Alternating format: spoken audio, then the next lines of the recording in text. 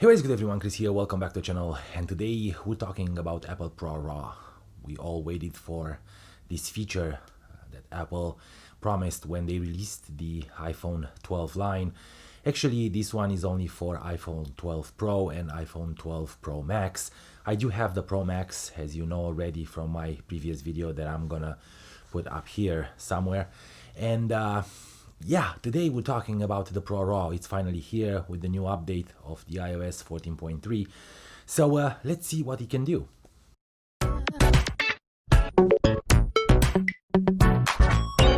Okay, so Apple ProRAW, what does that mean? It means that you can shoot raw images through your camera, through the original camera app of the iPhone, which is amazing. I think this is the first time in history when Apple allows you to do that. And you can also choose to shoot smart HDR or just a simple photo. I'm not sure how that works right now, but we'll definitely look into this video and we will decide if this feature is for everyone, if it's for photographers or just for people who are shooting casual photos, you know, family and travel and stuff like that. So let's get into my phone and start with the beginning, because I want to show you exactly what that means and how to set it up first before we're going to the edit. Okay, so first of all, you have to set up the app, and to do that, you will go to settings and search for the camera app. Go into the camera app, and up on the top menu in formats, you're gonna find the Apple ProRAW. It's a switch that you have to flip when you install the 14.3. It's gonna be turned off, so you have to turn it on. Turn it on, and if you wanna test it, maybe you should turn off the smart HDR.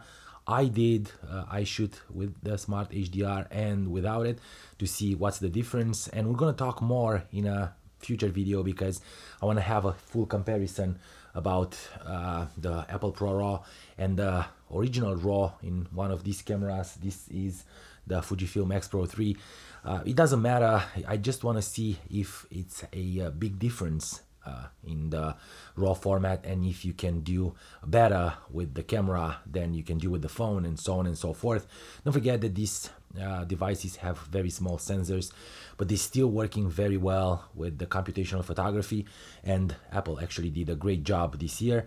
So we set it up the camera. You just have to open the camera and shoot the photo. Now up here in the corner, if you can see next to the live photo, it's a RAW icon that it's barred, and you have to press on it to you know, activate it, and that's it. Then you shoot the photo and you have a raw photo in your photos right here. This is the photo that I just shot off the camera that it's filming me, and you can tell in the left corner just under the back arrow it says RAW. That means we shoot it in DNG. This is the format that Lightroom imports it from Apple. I'm not sure this is the real format or just Lightroom sees it as a DNG, but in that format we will be able to do all kinds of crazy stuff. So let's get into the Lightroom, and I shoot a few photos since yesterday when I updated my phone, and I'm gonna show you exactly what I'm talking about. This is a photo that I already edited, and I'm gonna reset it. This is how it looks. This is the exact photo that I shot, and I shot it a little bit crooked, just intentionally to see if we can do all the corrections that we need. So let's start with that correction. So we're going to geometry, and I'm gonna just hit auto and crop constraint, and that's it. We have the photo that already looks better. It's aligned, all good. And then let's go to the light, and in the light tab we're gonna raise the exposure a little bit.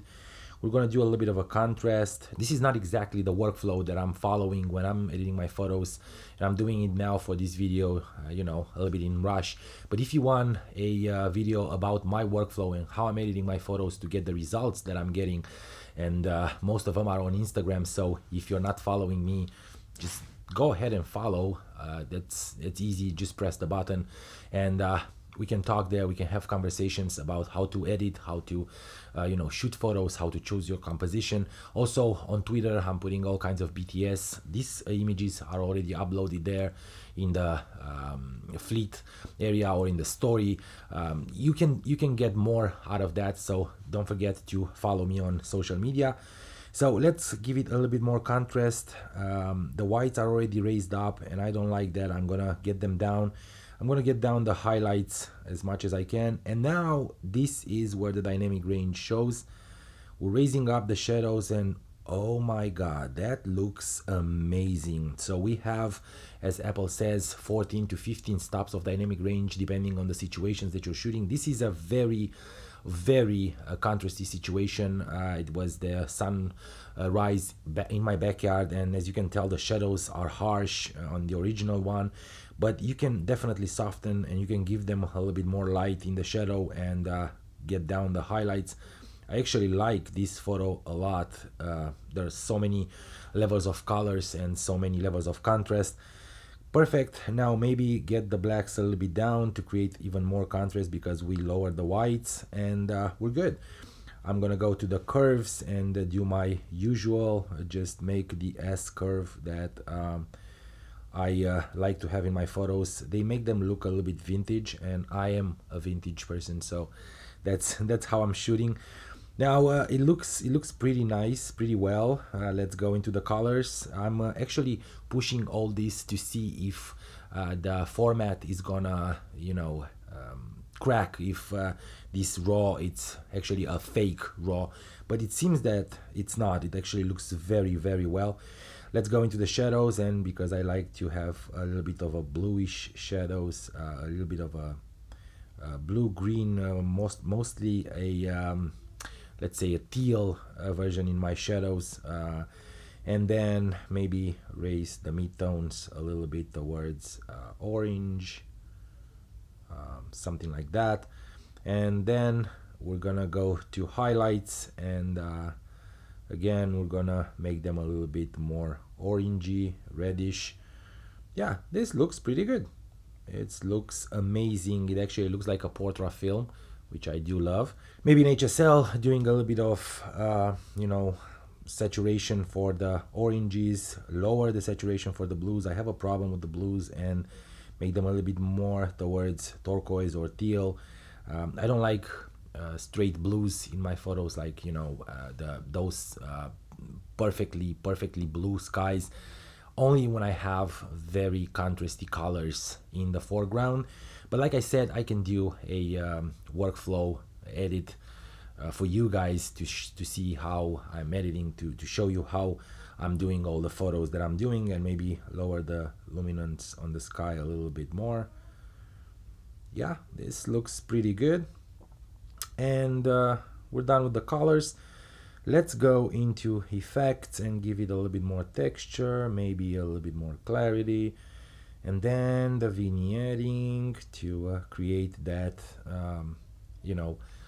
separation of the subject from everything else, because we don't have a depth of field or bokeh when we're shooting with our phones, only if we're shooting very close to the subject. In this one, definitely doesn't apply. So this is with the vignetting, and I think it looks pretty good. Now in the details, I'm gonna sharpen the photo a little bit more than I would like to, just to see again if it breaks. Maybe mask and just give it looks pretty good. It actually looks very good for a phone image. Looks amazing. And yeah, this is pretty much it. I wanted to mention that if you're shooting in RAW, the camera is gonna capture the exact image, the raw image that you are intending to, so you will have probably chromatic aberrations, and even this lens correction is gonna help a little bit. If you look at the fence, it's moving. That means the software is trying to correct that distortion from the lens. This is the final photo that I am pretty happy with, and I think it looks pretty much the same like the one that you saw at the beginning of this edit. And now from the beginning, this was how the photo looked when we shot it in RAW, and this is how the edit looks. I think it's amazing just to be able to crank those shadows and also get down with the highlights and dabble with all the settings like a normal photo shot on a camera.